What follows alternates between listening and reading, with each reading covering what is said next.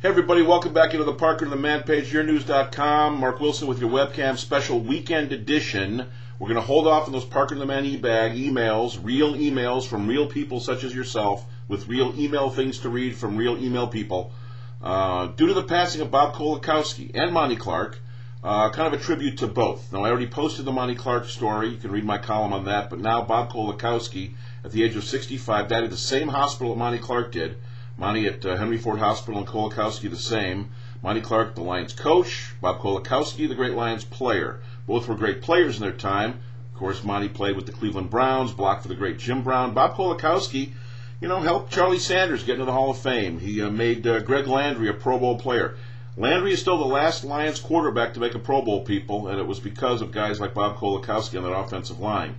So you can read all about that. And the Kowalkowski family, his wife Judy, has worked for the Lions in the finance department for the past couple of decades. Scott Kowalkowski, his son, was a Lions player from 1994 to 2001, was a linebacker and a special teams freak. I mean, a monster. That's what I actually put, a monster on special teams and kick coverage. He was known for that. And if you remember Kowalkowski doing that bit of business, you remember he was very helpful in getting to 4 playoffs. The Lions went to the playoffs 4 times with him there. Yes, Lions and playoffs.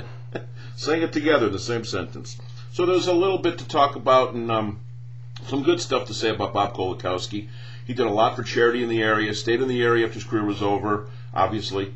The Colo Foundation, helping out Leader Dogs for the Blind, helping kids with scholarships. He did a lot of great stuff in the community post-career, which was about mid-70s. So check that all out on Bob Kowalkowski and Monty Clark on the Parker and the Man page at yournews.com. There's a lot to talk about there, and I wanted to spend some time on that. Jonas Mouton suspended by the Big Ten. You can read a little bit about that as well. Commissioner Jim Delaney, very harsh in his words to Jonas Mouton. We got a little shot in there in the Notre Dame game on center Eric Olson.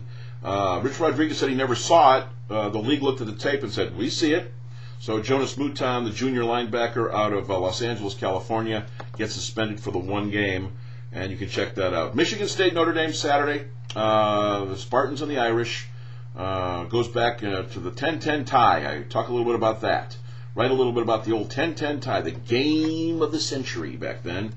That was Ara Parsegian and the great Duffy Daugherty. I talk a little bit about Duffy as well and how Duffy perceived that game and how MSU and Notre Dame should have finished co-number ones on the national championship list. The AP, Associated Press, gave it to Notre Dame, even though both were 9-0-1 and had tied that game. Of course, Notre Dame was Notre Dame. And Duffy always felt bad about that. He always wanted to beat the Irish more than Michigan. He wouldn't have said it, but I always thought the little Irishman wanted Notre Dame worse than he wanted Michigan back in those days. And the Spartans couldn't go to the Rose Bowl that year in '66 because they'd gone the previous year, and there was that rule you couldn't go in back-to-back years. And the irony there is Duffy died in September of 1987, just as State was making the push with George Perlis for the first Rose Bowl run since Duffy took them to the Rose Bowl after the 1965 season. So you can read a little bit more about Michigan State and Notre Dame. And, of course, both are off losses, Notre Dame to Michigan and MSU to Central. I don't want to dish you, Chippewas, but okay, Mark D'Antonio, the Central Michigan. 2 teams unranked now, playing in South Bend on Saturday. The NBA referees lockout. It's this close now, very imminent, unavoidable are the words being used by the unions and the owners because the referees want more money and stuff, and the owners don't want to give it to them. So they're actually going to go and have a replacement officials camp because we're getting very close to NBA camps opening, so we're going to have a camp to train replacement officials. We may start the NBA season with replacements. As if the officiating in that league wasn't bad enough. Now we're going to do that number, so you can read about that too. And a big fight this weekend, actually a decent fight. Floyd Mayweather Jr. from Grand Rapids, Juan Manuel Marquez. This is the comeback for Mayweather, who had retired, unretired. He pulled a Brett Favre, said he wasn't coming back. He was 39-0, was going to retire undefeated, but the money, the coinage, it's appealing. Obviously. Well, he gave up a little bit at the weigh-in because he came in 2 pounds overweight, Mayweather did. So his opponent, Marquez, gets a 6-figure supplement.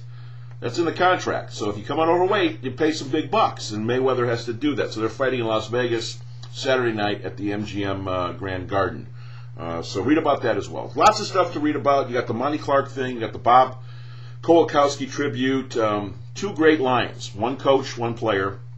Monty Clark. And even though Monty may not sound great to you, I mean, he there's other things there. I know he didn't do a great job when he was here, and he would tell you that. His record wasn't good, but Monty certainly was a hell of a player, too, blocking for the great Jim Brown.